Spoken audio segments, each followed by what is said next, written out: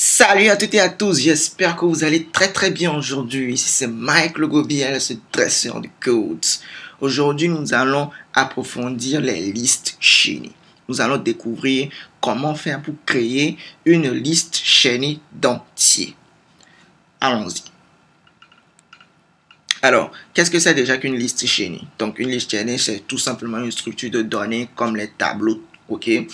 C'est-à-dire une manière de collectionner des données dans un certain ordre bien défini pour faciliter le traitement de ces données-là, que ce soit l'insertion, la suppression, la modification, l'affichage, le tri, tout ce que vous voulez, vous allez pouvoir utiliser les listes chaînées pour faire cela. Ok? Très bien.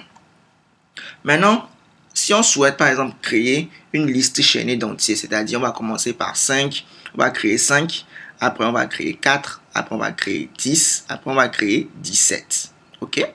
Alors, dans ma vidéo précédente, j'ai expliqué vraiment étape par étape comment est-ce qu'on fait pour vraiment créer la liste chaînée dans la mémoire et les différents avantages que cela procure. Donc, si vous n'avez pas encore vu cette vidéo-là, je vous conseille vivement d'aller la voir. Cela va vous permettre de mieux comprendre cette vidéo que je suis en train de faire actuellement. Donc, de toutes les manières, je vais mettre en description là le lien vers cette vidéo là pour que vous puissiez la voir et mieux suivre ici. Ok, allons-y. Alors, on va créer d'abord l'élément. Donc, 5, c'est l'élément numéro 1. Donc, 4, c'est le deuxième élément.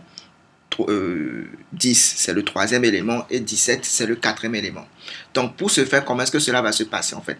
Donc, on aura notre mémoire RAM comme ceci. Voilà.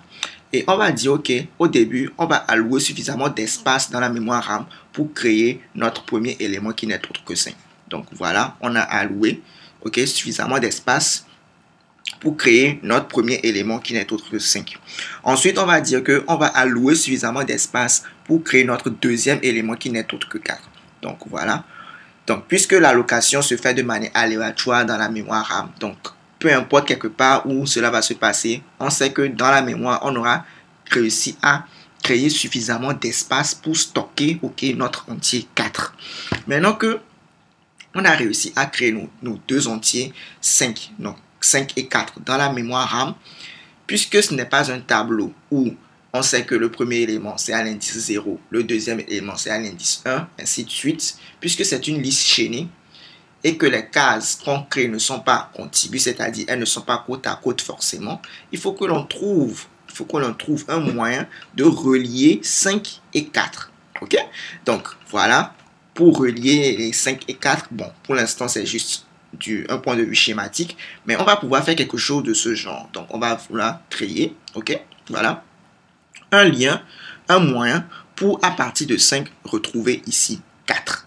Ok, donc 4 ce sera l'élément qui suit 5. Donc 4 c'est l'élément suivant à 5. Ok, maintenant après avoir créé notre lien entre 5 et 4, on va pouvoir créer notre troisième élément qui n'est autre que 10. Donc, on va vouloir créer ici notre troisième élément qui n'est autre que 10. Et une fois que l'on crée 10, il va falloir que l'on fasse quoi? On va créer aussi également un lien entre 4 et 10 là, pour qu'on puisse dire qu'à partir de 4, une fois que l'on connaît 4, on puisse aussi connaître l'élément qui le suit, qui n'est autre que 10. Donc, voilà, on va créer ici également notre lien. Une fois que l'on a créé aussi 10, et bien entendu, je vous rappelle que cela se fait de manière totalement aléatoire dans la mémoire RAM. On va pouvoir maintenant encore créer 17 aussi quelque part dans notre mémoire RAM et de manière totalement aléatoire. Donc, on va encore créer, on va allouer.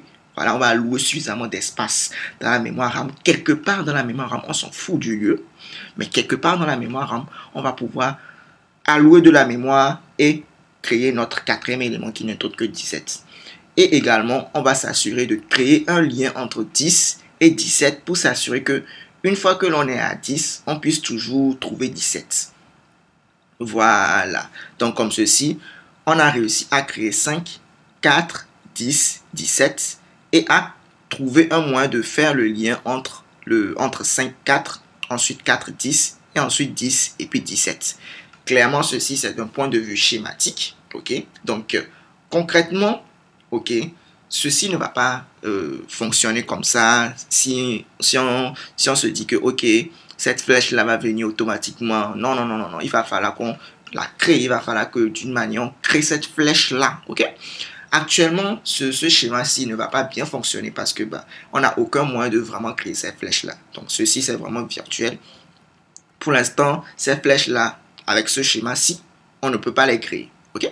Donc, il va falloir qu'on pense à une autre configuration. Ok? Il va falloir qu'on pense à une autre configuration pour être capable de créer ces flèches-là. Parce que ce qui est sûr, pour créer ces entiers, c'est très facile. Il n'y a aucun problème, on sait le faire. Mais pour créer ces flèches-là, cette configuration que l'on a actuellement ne va pas marcher. Ok? Donc, comment est-ce que l'on va faire? Donc, on va changer de configuration un petit peu. Ok? Voilà. Maintenant, avec cette configuration-là, il y aura deux informations qui seront vraiment importantes. Il y aura l'information de la valeur, c'est-à-dire par exemple 5, et l'information de l'adresse de l'élément suivant. Ok? Donc, par exemple ici, je vais un peu réexpliquer ce schéma. On aura toujours notre mémoire RAM, mais maintenant, notre élément numéro 1 ne sera pas juste constitué que de 5. Il sera aussi constitué de l'adresse de E2, c'est-à-dire le deuxième élément qui n'est autre ici que notre 4. Ok? Donc, comme ça, qu'est-ce qui va se passer? Avec cette configuration-là, on sait que notre élément, notre premier élément, contient deux choses. Il contient la valeur la plus importante qui n'est autre que la valeur 5. Ok? Donc, je sais que je me répète avec valeur, mais bon. On aura 5 qui est la valeur, c'est-à-dire le contenu même de l'élément. Et on aura une autre valeur, c'est-à-dire on aura autre chose qui n'est autre que l'adresse E2 du prochain élément. Ok?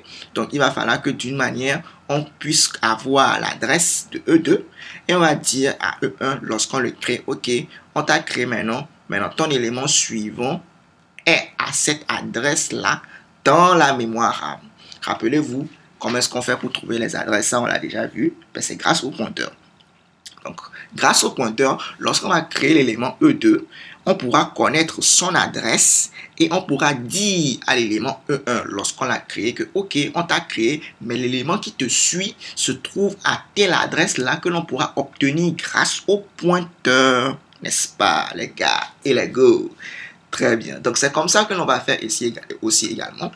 À partir de E2, on va dire que pour trouver E3 qui n'est autre que 10 ici, donc on va dire que E3, pour trouver E3, il faut que E2 contienne également deux informations importantes. La valeur qui n'est autre que 4 et l'adresse de E3. Voilà l'adresse de E3. OK? Et à partir de E3 aussi, il faut que l'on ait deux informations importantes, la valeur 10 et aussi l'adresse de E4. Donc E4 se trouve ici 17. Maintenant, une fois que l'on est arrivé à E4, ok, il n'y a plus d'éléments dans notre liste chaînée. Donc pour dire qu'il n'y a plus d'éléments, on va dire que l'élément suivant se trouve à nul, c'est-à-dire à l'adresse nulle, c'est-à-dire, bon, disons, pour ne pas trop compliquer, disons que nul veut dire il n'y a plus d'éléments qui nous suivent. Voilà, nul veut dire c'est fini, la liste chaînée est terminée, il n'y a plus d'éléments suivants. Ok?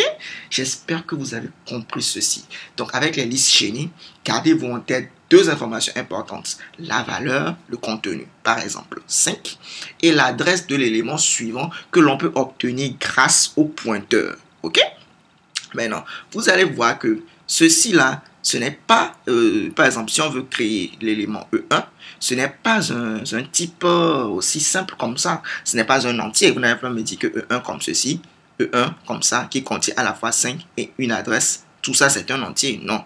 On va parler de quoi? De structure, de struct ou encore d'enregistrement. Donc, grâce à... On a déjà vu les structures, n'est-ce pas, les gars et les go. Bon, si vous ne savez pas encore ce que c'est que les structures, ce n'est pas grave. Vous pouvez voir au niveau de la chaîne YouTube, au niveau de la playlist langage C, j'ai déjà fait une vidéo qui explique très bien ce que c'est que les structures. Donc, grâce aux structures, on va pouvoir créer notre entier, c'est-à-dire notre valeur, et on va pouvoir aussi, dans cette structure-là, avoir l'adresse de l'élément suivant. Ok, donc ça, ceci, ce sera un pointeur. Okay, donc ça, tout ceci, ce n'est qu'une structure, okay, un struct ou encore un enregistrement en algorithmique. Okay? Maintenant, dans le code, okay, afin de créer notre liste chaînée, on utilisera quoi? On utilisera les structures, c'est-à-dire les enregistrements en algorithmique, okay, et aussi les pointeurs. Okay? Donc voilà, donc on aura besoin de deux informations importantes, je le répète encore, c'est-à-dire la valeur, ok, et aussi l'adresse de l'élément suivant. Donc, voilà un peu comment se matérialise une structure de données de type liste chaînée. Vous allez faire votre struct list comme ceci. L'élément le plus important, c'est tout simplement la valeur. Et l'élément suivant, vous allez créer un pointeur vers une autre liste chaînée. En fait, je sais qu'on n'a pas encore abordé la récursivité, mais une liste chaînée, c'est une structure de données récursive, c'est-à-dire un élément comme ceci, par exemple, mettez-vous en tête qu'un élément comme ceci, juste comme ceci, c'est une liste chaînée. C'est une liste chaînée qui va pointer vers une autre liste chaînée. Et ceci aussi pointe vers une autre liste chaînée E3 qui pointe vers une autre liste chaînée E4. C'est-à-dire que quoi? Grâce à ceci, donc pour obtenir l'adresse de E2, vous allez avoir besoin de l'adresse de ceci qui est une liste aussi, qui est une liste chaînée aussi. Voilà pourquoi j'ai mis ici, j'ai parlé de pointeur vers liste. C'est-à-dire que quoi? Cette valeur-là qui est ici, là, ce suivant-là, ce sera quoi? L'adresse vers une liste chaînée du même type. Donc voilà, lorsque vous avez toute votre liste chaînée comme ceci, ok? Donc on va dire deux choses à la fois. On va dire que, ceci c'est un maillon de votre liste chaînée. Par exemple, E1 c'est un maillon de votre liste chaînée. E2 c'est un maillon de votre liste chaînée. E3 c'est un maillon de votre liste chaînée, de toute votre liste chaînée. Mais à la fois, E1 en lui-même, c'est une liste chaînée aussi. Parce que lorsque vous allez vouloir créer votre liste chaînée, vous allez utiliser le type, vous allez utiliser quoi? Vous allez utiliser ce type de données-là, vous allez utiliser cette structure, vous allez utiliser sa liste. Donc, pour créer E1, vous allez utiliser liste. Donc, liste, ceci, c'est une liste chaînée. Donc, cette liste chaînée aura pour élément suivant une autre liste chaînée. Mais on l'appelle également un maillon de la liste chaînée globale. Donc, E1, c'est un maillon de la liste chaînée globale. E2, c'est un maillon de la liste chaînée globale. E3, c'est un maillon de la liste chaînée globale. E4, c'est un maillon de la liste chaînée globale. Mais, puisque la liste chaînée, c'est un type structuré récursif, bon, on n'a pas encore vu la récursivité, mais dites-vous que c'est une structure de données qui se définit à partir d'elle-même. Donc, E1 aura pour élément suivant une liste chaînée qui commence à partir de E2. Et E2 aura pour élément suivant une autre liste chaînée qui commence à partir de E3. Et E3 aura pour élément suivant une autre liste chaînée qui commence à partir de E4. Voilà, j'espère que maintenant vous avez compris. Très bien. Donc maintenant, voyons voir tout de suite comment faire dans le code pour vraiment créer notre liste chaînée.